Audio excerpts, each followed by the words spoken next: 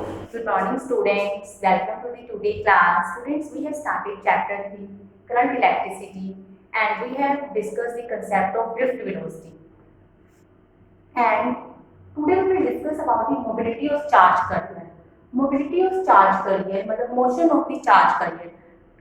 आपको पता है कि कंडक्टिविटी किस वजह से होती है? मेटल्स में जो कंडक्टिविटी होती है, मेटल्स कंडक्ट करते हैं, इसकी कंडक्टिविटी किस वजह से होती है? Due to the movement of electrons, motion of electrons in the conductors. इस तरह से हमने क्या था, सेमी कंडक्टर्स में किस वजह से होती है? इलेक्ट्रॉन्स एंड होल्स, ठीक है। और इलेक्ट्रोलाइटिक सॉल्यूशंस में किस वजह से होती है? इलेक्ट्रोलाइट में किस वजह से होती है? पॉजिटिव एंड नेगेटिव आयंस, ठीक है। मेटल्स, हमने कंडक्टर का केस किया था कि जिसमें हम क्योंकि electrons are in the random motion तो average velocity is 0, but when we apply the electric field these electrons start drifting in a direction opposite to the electric field. This is the concept of drift velocity. हमने ये किया था drift velocity का concept। अब हमें define करना है mobility of charge carrier। तो mobility of the charge carrier को कैसे डिफाइन करेंगे? It is the drift velocity acquired by the charge carrier। Electric field apply करने पे ड्रिफ्ट वेलोसिटी ने कितनी, इलेक्ट्रिक फील्ड अप्लाई करने पे चार्ज कैरियर ने कितने ड्रिफ्ट वेलोसिटी को एक्वायर किया, that indicates your mobility of the charge carrier. तो mobility of the charge carrier it is the drift velocity acquired by charge carrier per unit electric field. Drift velocity acquired by charge carrier per unit electric field. We denote the mobility Vt upon E. Vt is your drift velocity and E is your electric field. अब यदि मैं semiconductor की बात Vt, अब Vt का आपका जो formula आया था वो क्या आया था? E by m तो ये याद करना है आपको। ड्रिफ्ट वेलोसिटी हमने निकाली थी मेटल्स के केस में, that is due to the electrons. तो यहाँ पे माइनस साइन आया था, minus sign indicates that the electrons are moving in a direction opposite to the electric field. तो आप यहाँ से Vt का मतलब यहाँ पे हम Vt की जगह पे सिंपली क्या लिख देंगे? क्या में भी इलेक्ट्रॉन्स और में भी होल, कुछ भी हो सकते हैं सेमीकंडक्टर के। क्या E is your electric field, m into tau, this is the value of Vt and E से E कैंसर, तो म्यू आपका ये भी लिख सकते हैं q by m tau। Mobility is the ratio of charge to mass, charge and mass ratio है ये, ठीक है, with relaxation multiplied by the collision time, ठीक है। यदि मैं इलेक्ट्रॉन्स की बात करूं तो मैं क्यू को किससे रिप्लेस कर दूंगी? E से। यदि मैं सेमीकंडक्टर की बात करें तो सेमीकंडक्टर में मोबिलिटी क्या होगी? ड्यू टू इलेक्ट्रॉन्स, मैंने म्यू ई से लिख दिया, that is E by m tau, and in semiconductor due to holes mu h लिख दो। यहाँ पे क्या आ जाएगा? होल्स के कारण मैंने यहाँ पे क्या लिख दिया? होल्स को p से रिप्रेजेंट कर दिया, आप यहाँ पे p लिख सकते हो, p by में m into tau, या आप लिख सकते, यहाँ पे आपके पास आ जाएगा this is the mobility due to holes and this is the mobility due to the electrons. Please note down this.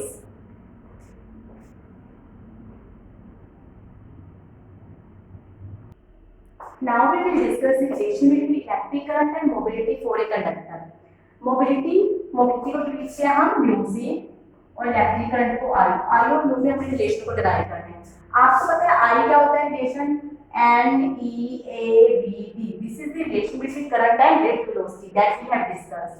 अब हमें क्या करना है? मोबिलिटी के बीच में रिलेशन निकालना है, मोबिलिटी और करंट के बीच में। अभी हमने डिफाइन किया मोबिलिटी क्या होता है? Drift velocity per unit electric field. In case of conductor निकालना है, कंडक्टर के केस में मोबाइल चार्ज कैरियर्स कौन से होते हैं? आपके इलेक्ट्रॉन्स। तो आप लिख सकते हो Vt is equal to mu E, यहाँ पे मोबिलिटी फॉर दी इलेक्ट्रॉन्स, तो इसकी जगह पे आप पुट कर दो NEA mu E. This is the relation between current and mobility for a conductor. Please note down this. Now we will discuss the relation between electric current and mobility for semiconductor. अभी हमने conductor का case किया था. Conductor में जो आपके पास होती है mobility due to the electrons, but in the semiconductor the mobility is due to the electrons and holes. तो आप कहां से शुरू करोगे? करंट. करंट क्या होता है आपके पास? करंट सेमीकंडक्टर में करंट किसकी वजह से होगा? Due to electrons and holes. तो आप लिखो current is due to the electrons and current is due to the holes. This is the current in semiconductor. Current is due to the electrons and this is the current due to the holes. अभी आपको पता है I का जो expression होता है वो क्या होता है? ड्यू टू वेलोसिटी के साथ relation NE A B D. यहाँ पर कर दो N. इलेक्ट्रॉन में ना NE. NE is the number of electrons. E is the charge on the electron. A of cross section. B D. यहाँ पे मैंने लिख दिया BE, velocity due to electrons. यहाँ पे लिख दो NH, holes. NH is the, charge तो सेम ही होता है, this is due to the protons, ये ले सकते हैं. ठीक है. होल्स का जो चार्ज है वो भी E है, that is the hole charge is equal to the electron charge. E A, यहाँ पे मैंने क्या लिख दिया BH. तो आपके पास क्या होता है? N में यहाँ से कॉमन क्या आ जाएगा आपके पास? आपके पास हमने मोबिलिटी में रिलेशन निकालना है, तो म्यू क्या होता है? BD बाय में E. BD is equal to क्या आ जाएगा? Mu E. वेलोसिटी के क्या पुट कर दो? Mu E. NEA म्यू, यहाँ पे लिखेगा mu E. Mobility due to electrons E plus NH E A mu H into E. यहाँ से कॉमन क्या आ जाएगा आपके पास? E कॉमन, A कॉमन, यहाँ से क्या आ जाएगा? NE mu E plus NH mu H. This is the relation between electric current and mobility for a semiconductor. Please note down this. Now we will find the conductivity of the semiconductor. हमें conductivity निकालनी है semiconductor की. अब conductivity को हम किस तरह note करते हैं? सिग्मा से. तो सिग्मा की वैल्यू निकालनी है. आपके पास करंट तो ये है, ठीक है. आप करंट को क्या लिख सकते हो? आपका ओम्स लॉ से क्या आता है? V equal to IR.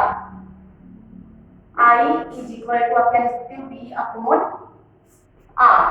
और यहाँ से आपके पास क्या आ जाएगा? यदि मैं यहाँ से लिखूं तो आपके, यदि मान लो कि आप पोटेंशियल डिफरेंस V क्या होता है आपके पास? E into L. तो V को मैंने लिख दिया E इंटू L. और यहाँ से आपके पास R क्या होता है आपके पास? रो L अपॉन A. तो यहाँ से आपके पास क्या आ जाएगा? L से L कैंसिल हो जाएगा. E A by rho is equal to I. क्योंकि I क्या होता है? V upon R by ohm's law. तो यहाँ से मैंने V को क्या पुट कर दिया? E into L. यदि हम किसी कंडक्टर में पोटेंशियल डिफरेंस अप्लाई करते हैं having length L, then electric field is created. Rho L by A. L से L cancel, E A by rho आ गया. जो हमने अभी करंट की वैल्यू निकाली थी ना सेमीकंडक्टर, वहां पे हम इसकी वैल्यू को पुट करेंगे. ये क्या आ जाएगा? E A by rho, E A E N E mu E plus N H mu H. यहाँ से E से कैंसिल, 1 बाय रो क्या होता है? सिग्मा. तो ये आपके पास क्या आ जाएगी? कंडक्टिविटी का expression for a conductivity of a semiconductor. Please note down this. Now we will discuss the temperature dependence of resistivity. Temperature को इंक्रीज या डिक्रीज करने पे रेजिस्टिविटी पे क्या इफेक्ट होता है? कि टेम्परेचर को इंक्रीज या डिक्रीज करेंगे तो रेजिस्टिविटी डिक्रीज होगी या इंक्रीज होगी. First we will discuss about the temperature dependence of resistivity. Temperature का इफेक्ट मेटल्स के केस में क्या होता है? आपके पास हम मेटल्स इंसुलेटर्स और सेमीकंडक्टर्स हमने 3 डिस्कस किए थे मटेरियल्स. तो firstly we will discuss metals. आपने रेजिस्टिविटी की वैल्यू निकाली थी M N E स्क्वायर. तो रेजिस्टिविटी m कांस्टेंट होता है, मतलब resistivity depends upon the nature of the material and tau collision time. अब हमें ये डिस्कस करना है कि यदि हम टेम्परेचर को इंक्रीज करेंगे तो मेटल्स के केस में रेजिस्टिविटी इंक्रीज होगी या डिक्रीज। ठीक है, तो इंक्रीज का केस देखते हैं कि हम टेम्परेचर को इंक्रीज कर रहे हैं। जब हम टेम्परेचर को इंक्रीज करेंगे, मेटल है उसमें नंबर ऑफ इलेक्ट्रॉन्स तो सेम रहेंगे, there will be no effect on number density of the electrons।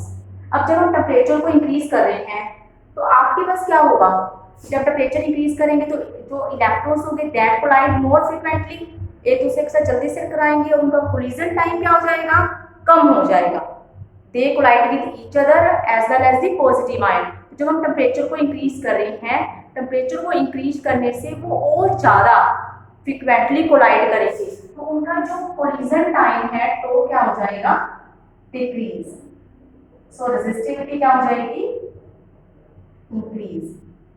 Resistivity increases with increasing, हमने टेम्परेचर को इंक्रीज किया तो कोलिजन टाइम आपका क्या हो गया, decrease. Electrons collide more frequently, पहले से ज्यादा फ्रीक्वेंटली जल्दी से कोलाइड करने लगे। अब कोलाइड करेंगे तो उनका कोलिजन टाइम क्या हो जाएगा, कम हो जाएगा, तो रेजिस्टिविटी क्या हो जाएगी, इंक्रीज। तो रेजिस्टिविटी ऑफ मेटल्स और conductors increases with increase in temperature, और टेम्परेचर को कम करेंगे तो रेजिस्टिविटी क्या होगी, डिक्रीज। तो मेटल्स के केस, तो इसका कंडक्टिविटी करेंगे, resistivity is reciprocal of conductivity, तो conductivity of metal decreases with increase in temperature. तो आपको रेजिस्टिविटी का कैसा होगा, कंडक्टिविटी रेसिप्रोकल होगा। रेजिस्टिविटी इंक्रीज करती है जब हम टेम्परेचर को इंक्रीज करते हैं, और यदि हम टेम्परेचर को डिक्रीज करेंगे तो रेजिस्टिविटी ऑफ मेटल डिक्रीजेस। ठीक है, इंक्रीज करने से कंडक्टिविटी क्या होगी, डिक्रीज। तो वो हम अपने आप से ले सकते हैं। कंडक्टिविटी का आपको एक बार मार्क्स दे सकते हैं कि on increasing the temperature what will be the, on increasing the temperature of the metals what will be the effect on the conductivity of metals. तो कंडक्टिविटी ऑफ मेटल डिक्रीजेस क्योंकि resistivity increases. ठीक है, तो please note down this.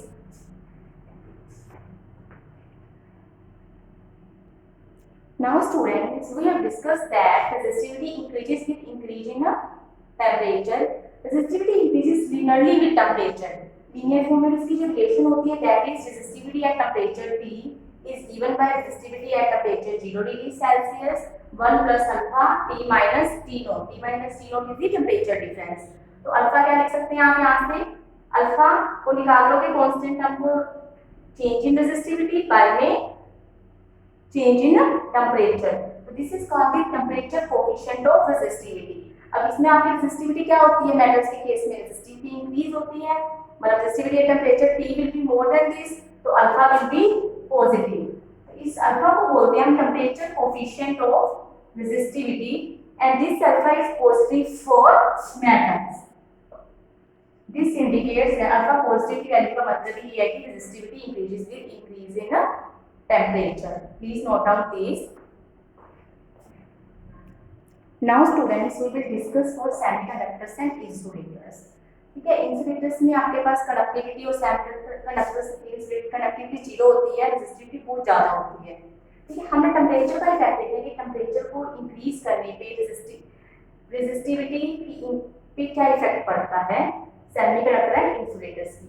देखो आपके पास resistivity is equal to m by n square 2।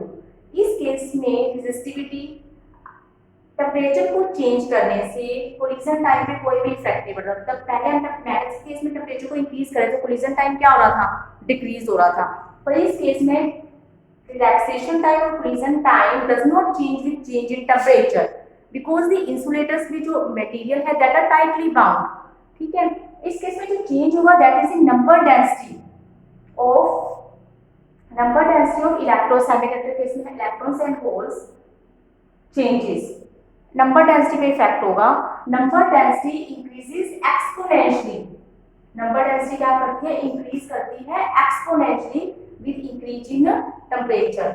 जब हम टेम्परेचर को इंक्रीज करेंगे तो क्योंकि देखो जब हम इसमें हम सेमीकंडक्टर में आप क्या करोगे, टेम्परेचर को इंक्रीज करोगे तो आपके पास मोर कोवलेंट बॉन्ड ब्रेक होंगे, मोर कोवलेंट बॉन्ड ब्रेक होंगे तो आपके पास ज्यादा इलेक्ट्रॉन्स और होल्स की क्रिएशन होगी और दैट विल नंबर डेंसिटी क्या होगी, इंक्रीज होगी with increase in temperature.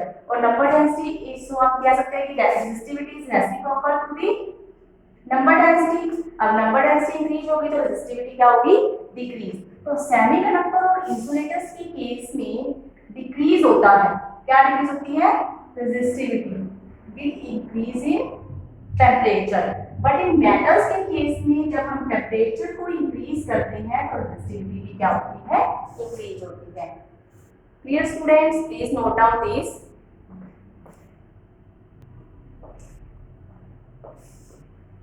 Thank you students. We will discuss further topics tomorrow.